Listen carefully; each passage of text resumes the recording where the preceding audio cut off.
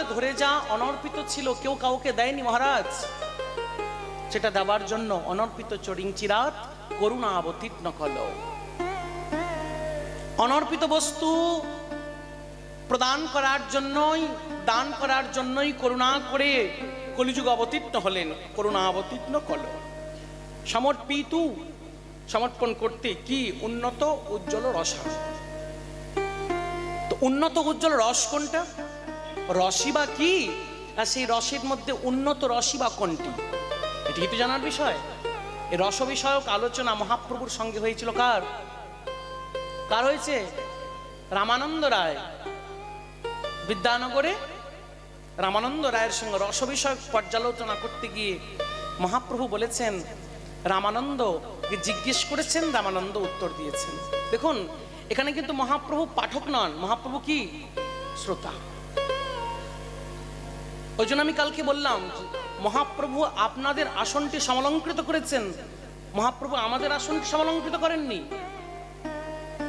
ব্যাসপীঠে ব্যাসগদ্দিতে বসে মহাপ্রভু প্রবচন দেয়নি, মহাপ্রভু শ্রোতার আসনে সমলঙ্কৃত করে কথা শ্রবণ করেছেন।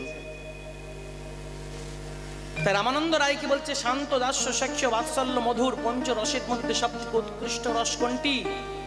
দাস্যরস। বলে না প্রভু, দাস্যরসে হনুমান রামচন্দ্রের দাস হতে পারে, রামচন্দ্র হলেন সেব্য আর হনুমান হলেন সেবক। সেব্য সেবকের সেবা গ্রহণ করেন, কিন্তু কোন সময় কি সেবক সেব্যের সেবা গ্রহণ করতে পারেন? তো যেই রসের মধ্যে বিভাজন আছে, যে রসের মধ্যে সম্ভ্রম আছে, সে রস তো সর্বোত্তম রস হতে পারে না।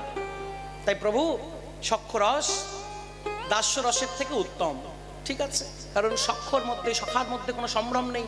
সখা শুদ্ধ স্কন্দে করে স্কন্দে আরোহণ, বলে তুমি কোন বড় লোক, তুমি আমি সম।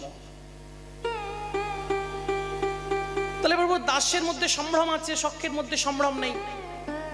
বলে সম্ভ্রম নেই বটে, কিন্তু দাস্যরস কেমন যেন ফিকে পড়ে যায়। কেন জানো? কারণ সেখানে তো কোনো অঙ্গ সেবা নেই। তাহলে অঙ্গ সেবা কোথায় হয়? বাৎসল্যময়ী যশোদা, তিনি গোবিন্দকে দুগ্ধ পান করান, স্তন্য পান করান। তাহলে এই সেবা সর্বোত্তম প্রভু। মহাপ্রভু বললেন, এটাও জানো কেন আমার কাছে এও হয়, কিন্তু আগে কহ আরো আগে বলো, এটা হয় কিন্তু সর্বোত্তম নয়। কেন জানো? কারণ মা যশোদা গোবিন্দকে স্তন্যপান করান বটে, কিন্তু সেই মা যশোদা যখন নিজের কবরীর মধ্যে, খোপার মধ্যে কবরী ফুল বাঁধেন, সেটা কি গোপালের প্রীতিবিধানের জন্য বাঁধবেন? মা কি কখনো সন্তানের প্রীতিবিধানের জন্য শৃঙ্গার করেন? তাহলে সেটা তো সর্বোত্তম সেবা নয়, সেটা তো সর্বোত্তম রস নয়। যে রসে মাথার চুল থেকে পায়ের নখ পর্যন্ত পুরোটাই প্রিয়তমর উদ্দেশ্যে নিবেদন করে দেওয়া যায়, সেটা হচ্ছে সর্বোত্তম রস। তো মা যশোদা খোপাই কবরী ফুল বাঁধেন নন্দ বাবার জন্যে, সর্বোত্তম রস নয়। তাহলে সর্বোত্তম কোনটা? বলে মাধুর্য কাদম্বিনীকে দেখুন, মধুর রস। রাধা রানী যখন মাথার মধ্যে ফুল বাঁধছেন গোবিন্দের জন্য, আর রাধা রানী যখন পায়ের মধ্যে আলতা পড়ছেন, সেটিও গোবিন্দের জন্য। হরিকর চিহ্ন পদাম্বুজ যাবকঃ, মাথার চুল থেকে পায়ের নখ পর্যন্ত পুরোটাই যখন প্রিয়তমর প্রীতিবিধানের জন্য নিবেদন করে দেওয়া যায়, সেটা হচ্ছে সর্বোত্তম। তাই এই শান্ত দাস্য সখ্য বাৎসল্য মধুর এই পঞ্চরসের মধ্যে গৌর কোনটা দিতে এলেন? মধুর রস। তাহলে অনর্পিত চরিং চিরাত করুণাবতীর্ণ কলৌ সমর্পিত উন্নত উজ্জ্বল রসাং সভক্তি শ্রিয়ং। শুধু দিতে নয়, নিজের ভক্তিকে মিশ্রণ করে দিতে এলেন, কারণ আপনার উজ্জ্বলতাকে হার মানিয়ে দেয়। এই জায়গায় স্বরূপ দামোদর দাস রূপ গোস্বামীকে বলছেন, সদা হৃদয় কন্দরে স্ফুরত বাসচি নন্দনম। তুমি হৃদয় কি কন্দর বললে কেন? কন্দর মানে কি বলুন? কন্দর মানে পাহাড়ের গুহা, যেখানে হিংস্র পশু বাস করে। তো হৃদয়কে তুমি কন্দর বললে কেন? হৃদয়কে তুমি মন্দির বলতে পারতে। রূপ গোস্বামী তো কম বড় পণ্ডিত নন।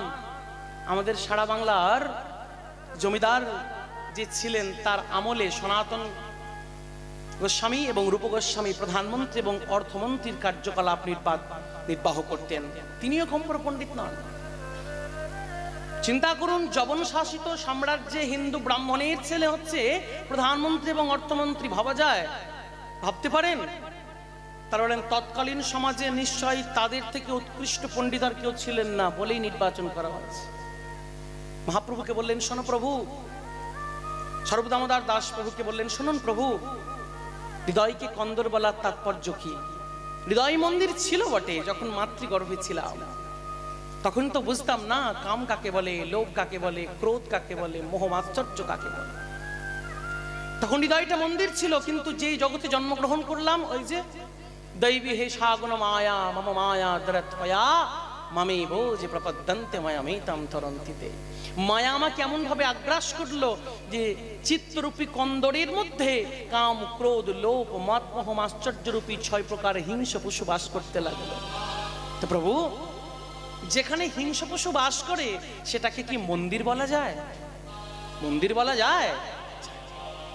কিন্তু হ্যাঁ, মহাপ্রভুর চরণ প্রান্তে, মহাপ্রভুর পাদাব্জে যদি আমরা এই সংপ্রার্থনা জানাতে পারি, হে চৈতন্য মহাপ্রভু, তুমি যদি ভক্তিরূপী আগুনের ধুনি জ্বালিয়ে চিত্তে বসবাস করতে পারো, তাহলে নিশ্চয়ই সেখানে কোনো হিংস্র পশু বসবাস করবে না।